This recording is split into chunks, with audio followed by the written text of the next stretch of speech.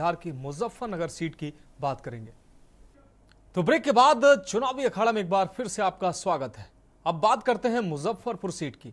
मुजफ्फरपुर संसदीय चुनाव के 5वें चरण में 20 मई को वोटिंग होनी है। इसको लेकर सभी दलों ने अपनी ताकत झोंक रखी है। आपको बता दें, जिससे मुजफ्फरपुर सीट बेहद रोचक, इस सीट की लड़ाई बेहद रोचक हो गई है। यहां एक तरफ बीजेपी के प्रत्याशी डॉक्टर राजभूषण निषाद मैदान में हैं, वहीं कांग्रेस से अजय निषाद मैदान में ताल ठोक रहे हैं। ये रिपोर्ट देखिए।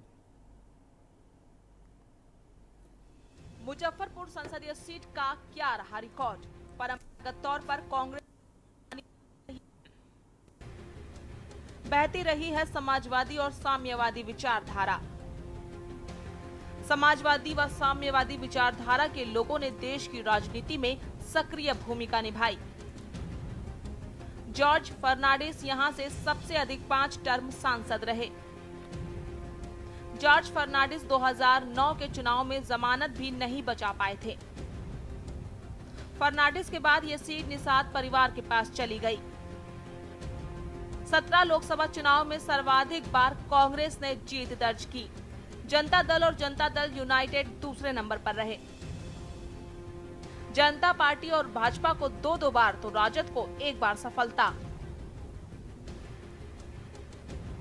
मुजफ्फरपुर के चुनावी अखाड़े की बात करें तो योद्धा इस बार तो पुराने हैं, लेकिन पार्टियां बदल गई हैं। पिछले चुनाव में यहां से भाजपा के अजय निषाद ने विकासशील इंसान पार्टी के राजभूषण चौधरी को पराजित कर विजय प्राप्त की थी।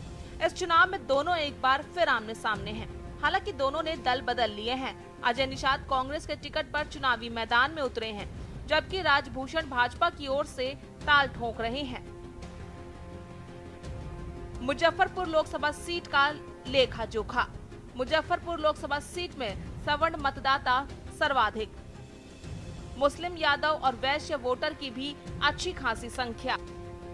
2019 के लोकसभा चुनाव में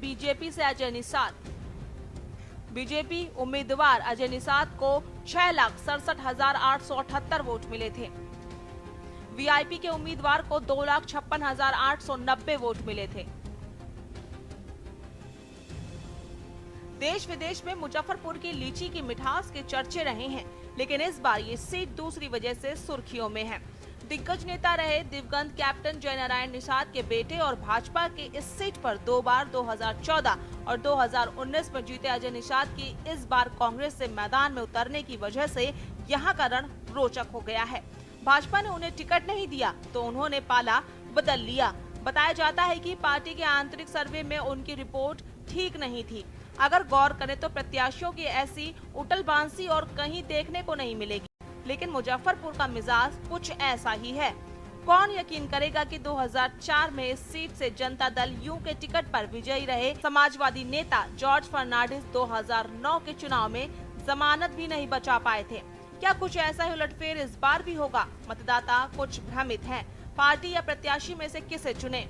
आपको बता दें कि इस सीट पर 5वें चरण में 20 मई को मतदान होने जा रहा है। मुजफ्फरपुर शहर बड़ा बेमेल सा है, नया और पुराना एक साथ। नया ठीक से बना नहीं और पुराना रहा नहीं।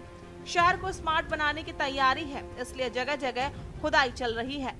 यहाँ के लोगों को सबसे ज्यादा दिक्कत हर जगह खुदी पड़ी सड़कों से है। शहर की हालत बेहद खराब है।